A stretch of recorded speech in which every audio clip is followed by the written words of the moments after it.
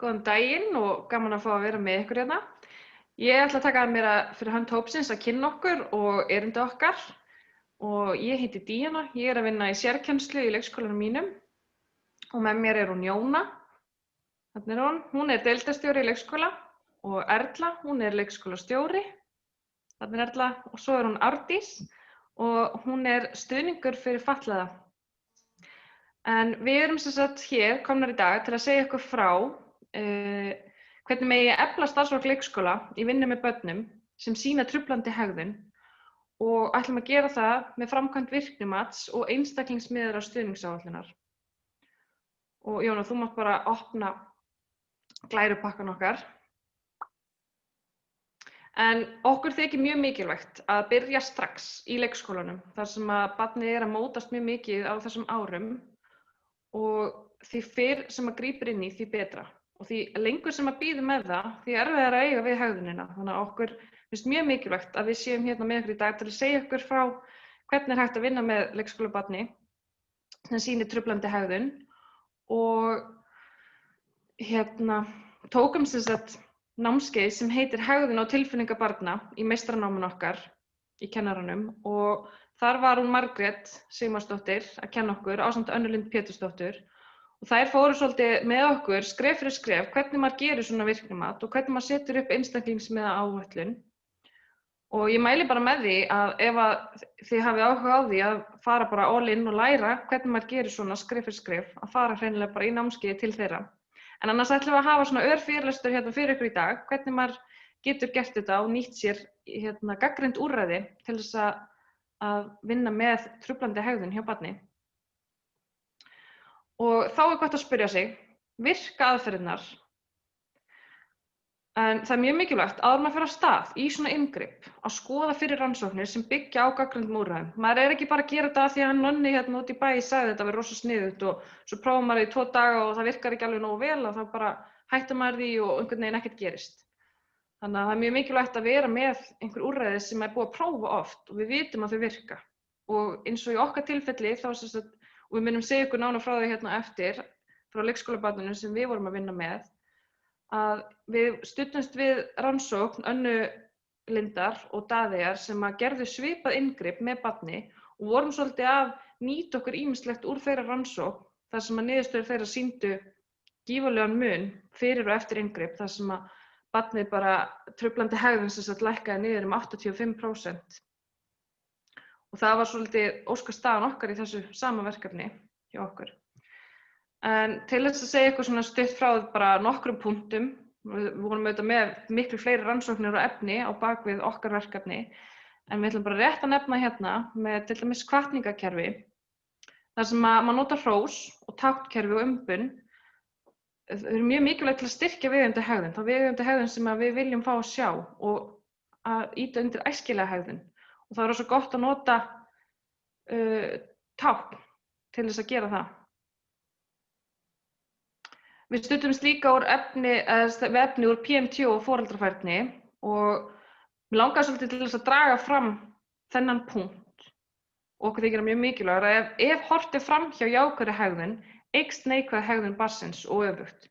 Það þýðir ekki bara að hunsa hana, þá þarf að þegar að barnið sýnir jákvæða hegðun að blása það svolítið upp til þess að barnið vilji halda áfram að sýna jákvæða hegðunina. Svo maður þarf að skoða fyrir rannsóknir og maður þarf að styðja vel við framkvæmd stuðningsáætlunar og maður þarf að passa að árangrinum sé viðhaldið. Það þarf gott aðhald utan þetta og maður þarf að fylgja þessu eftir. Næst ætla ég að segja ykkur frá því, Jóna, ef þú skiptir, hvernig er þetta framkvæmt? Þetta eru skrefin sem við fórum, þessi 6 skref sem við tókum í okkar verkefni og ég ætla ekkert að segja ykkur nánar frá því hér, við munum bara svolítið leiða ykkur í gegnum þessi skref í fyrirlesturunum okkar hér. Og það er mjög mikilvægt að gera þetta skref fyrir skref til þess að þetta beri árangur. Og bak við hvert skref er ítarlegri leiðavísir sem maður þarf að fylgja eftir. Ég ætla að taka fyrstu 2 skrefin og bara svona rétt koma inn að það með okkur með ykkur, að segja ykkur frá okkar barni. En við kusum að kalla drenginn Aron og hann er 4 ára gamall í leikskóla Og þá fyrst byrjar maður að skoða hverju styrkleika barnsins. En hann almennt mjög kátur og blíður. Hann duglegur og vinnusamur og hefur ánægju á útiveru. Þannig að þetta eitthvað sem maður getur nýtt sér í framkvæmdinni. En hann forgreindur með einhverfu, ADHD og greindarskerðingu. En það sem háir honum helst takmarkaður skilningur, samskiptaörðugleikar, hvatvísi, ofvirkni og eirðarleysi. Og það því mjög erfitt fyrir Aron að taka þátt í samverustundum í leikskólanum þar sem gerðar kröfur á hann að sitja kyrr í lengri tíma. Og það ástæðan fyrir því að við ákveðum að taka fyrir samverustund þar sem við ætlum bara svolítið að einbeita okkur á einum stað í einu og svo vonandi hægt að yfirfæra þetta yfir á aðrar aðstæður í lífi barnsins. En Aron á til að fara í mótþróa þegar hann fær fyrirmæli og gerir stundum alveg öfugt við það sem verið að biðja hann um. Hann á ekki marga vini í leikskólanum og börnin sækja ekki mikið að leika við hann nema kannski ærslaleik. Og þetta eitthvað sem við höfum miklar áhyggjur af þar sem að leikurinn helsta kennsluaðferð leikskólans. Og ef að barnið ekki að leika sér má í raun og veru segja að það sé ekki um nám að ræða. Þannig að þetta var eitthvað sem við vildum vinna með. Þá næst þarf maður að safna upplýsingar með óbeinum aðferðum og skoða fyrirliggjandi gögn þar sem að leikskólinn býr yfir ýmist prófum, mælitækjum og skráningum barnið þar sem að maður getur séð hvar barnið statt þroskalega séð. Og það líka mjög mikilvægt að taka viðtöl við alla lykilpersónur í lífi barnsins sem að í okkar tilviki var móðir Arons, deildarstjórinn hans og svo tókum við viðtal líka við hann sjálfan til þess að fá svona heildarmynd á því hvað við vildum vinna með í framhaldinu.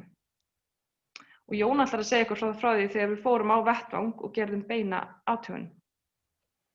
Já, mælingarnar sem við notuðumst við voru þrenns konar. Við vorum búin að ákveða fyrirfram hvað ætti að mæla, hvenær og hvernig.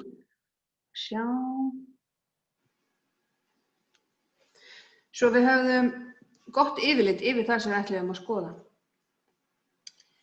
Þær mælingar sem við notuðumst við voru tíðniskráning en þar vorum við með ákveðnar fyrirfram hegðanir sem við ætluðum að hvort það kemur fram og í hver skipti sem svo hegðun kom fram merktum við í boxið. Við mældum skráningu og tímalengd en við notuðum í þá skráningu notuðum við skeiðklukkur sem við kveiktum á þegar samverustundin byrjaði og í hver skipti sem Aron fór úr sætinu sínu stoppuðum við skeiðklukkuna. Þegar hann settist niður aftur og var kjör í sínu sæti, kveiktum við á henni aftur.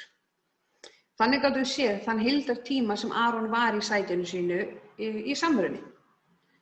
En við notum einnig AHA-skráningu. En þar skráðum niður aðdraganda hegðunar, hegðunina sjálfa, afleiðingar hegðunarinnar ásamt því að við gátum farið yfir viðbrögð Arons eftir á. Við mættum á svæðið og mældum í 3 daga á meðan Aron var í samverunni og hver samvera tók svona 15 mínútur. Varðandi áreiðanleikamælingu skráninga þá þarf hegðunin að vera skilgreind mjög skýr svo hægt sé að mæla hana. Og á grunnskeiði truflaði Aron 16 til 25 sinnum á þessum 15 mínútna samverustund. Eða meðaltali 20,5 sinnum. Þannig að, já, það var nóg að mæla. Árdís ætlar að taka við og segja ykkur aðeins frá þeim úrræðin sem við notuðumst við. Já, takk. Við settum fram í byrjun óskahegðun hegðun Arons að loknu inngripi og það var að hann gæti setið kyrr í samverustund og haft hendur og fætur hjá sér.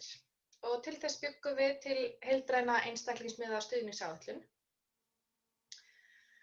Við settum upp renning með frönskum rennilás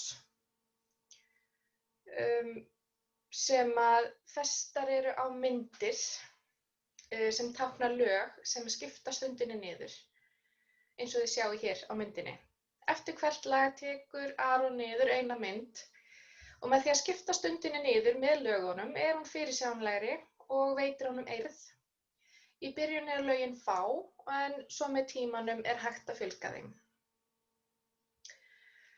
Svo settum við upp hvatningakerfi þar sem að Aron fær umbun eftir hvert lag sem gengur vel og þá fær hann mynd með áhugaverðum fígúrum á sem hann safnar. Þær límir hann í samskiptabók sem hann fær að vinna í að samverustund lokinni og svo fer bókin heim og hann getur sýnt foreldrum sínum hana og verið stoltur á sjálfum sér. Síðan til að kenna viðeigandi hegðun komum við með þrenns konar aðferðir.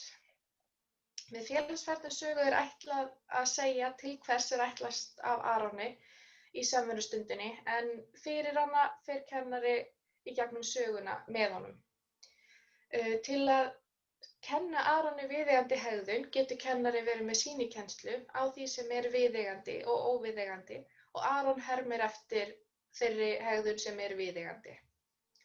Myndir af því að sitja kyrr og vera með hendur og fætur hjá sér verða sýnilegar upp á vegg og þá hægt að benda Aroni á hlutlausan hátt ef hann skyldi gleyma sér. Og hér eru myndrænar leiðbeiningar fyrir starfsfólk hvernig gott að nálgast kennslu viðeigandi hegðunar og þar bent á til dæmis hrós og jákvæða viðgjöf ásamt því að viðurkenna viðeigandi hegðun með táknum, til dæmis brosi og thumbs up og annað slíkt. Ef benda á óæskilega hegðun, þá skal það gert með jákvæðu og hvetjandi viðmóti, en gæta þess að nota hlutlausa röddu. Og nú tekur Erla við. Já, áhrif inngrips. Inngripið fór vel af stað og byrjaði hópurinn að vinna með verkefnið og undirbúa frekar, en urðum að stoppa snarlega þegar að COVID-19 mætti á svæðið og urðum að finna upp nýja leiðir til þess að vinna verkefninu. Við áttum mjög gott samstarf við deildarstjóra á starfsmannadeildinni og sem og sérkennslustjórann. Það verður mjög gott að hafa þær sér til aðstoðar því að það eru ansi margar spurningar sem hafa komið upp í ferlinu. Til að styðja við framkvæmd stuðningsáætlunarinnar létum við starfsfólksdeildarinnar fá tékklista sem það geti nýtt sér til þess að halda utan skráningar og markmiðasetningu. Listi segir meðal annars til hver langtímamarkmiðin eru og þurfa þau að vera skýr og raunhæf. Markmiðin gefa til kynna hvernig dregið verður úr inngripi skref fyrir skref. Með þessum skráningum hægt að fylgjast með því hversu góðum árangri stuðningsáætlunin að skila, hvort hún sé að virka eins og hún sett upp eða hvort það þurfi að breyta henni. Með því að setja hana upp í skrefum hægt að gera áætlunina í nokkrum útgáfum sem taka mið af því hvernig gengur hverju sinni og hvort það þurfi að aðlaga hana betur út frá ábendingum starfsfólks. Það sem breyttist í leikskólunum þegar COVID-19 mætti á svæðið var það að það urðu færri börn á hver starfsmann sem þýddi óneitanlega að það voru færri börn á deildinni á leikskólanum og það leiddi óneitanlega til þess að hvert barn fékk meiri tíma og þar leiddi betri athygli frá starfsmanni.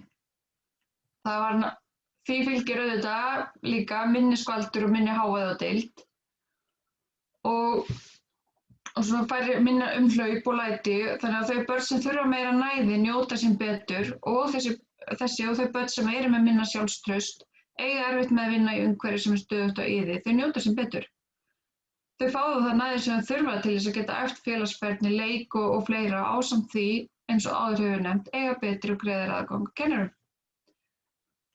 Í tilfelli Arons var því mjög ljóst að það var mikill munur á honum þegar hann naut þess að geta verið í nánari samskiptum við kennara og eftirfylgni náði yfir allan daginn alla vikuna. Það sýndi sig í því að hann var glaðari, áráttu og þráhyggjuhegðun var ekki eins ábyrjandi og færri frávik í hegðun. Við ákváðum eftir að leikskólastörf fór aftur á stað og í hið nýja norm eftir COVID-19 og þá vildum við prófa aftur og þá í lengri tíma inngripsáætlunina með Aron og kennurum hans og sjá hvernig hún virkaði í eðlilegum kringumstæðum til lengri tíma. Þegar inngripið var prófað aftur og í lengri tíma á sérkennslustjóra þá gekk það vel. Aron svaraði vel þeim umbunum og verðlaunum sem lögð voru fyrir hann og hann var kátari enda alltaf gaman að fá verðlaun fyrir velunum störf. Það var unnið áfram í leikskólanum og reynt að víkka verkefni út í fleiri stundir sem hann í og aðlaga að dagskrá deildarinnar fyrir Aron, þannig að hann fær áfram í fleiri stundum. Hér sjáum við síðan líklega niðurstöður eftir inngrip og þá hegðun sem við getum verið að sjá eftir inngripið. Þarna styðjumst við niðurstöður úr rannsóknum Önnu Lindar og Daðeyjar sem var nefndar hérna áðan. Þetta eru niðurstöður sem við myndum vilja sjá þegar inngrip á borð við þetta hefur verið sett í gang. Þá er þessu fyrirlestri lokið og við vonum að þið hafa haft bara gagn og gaman af. Bara takk hérlega fyrir okkur.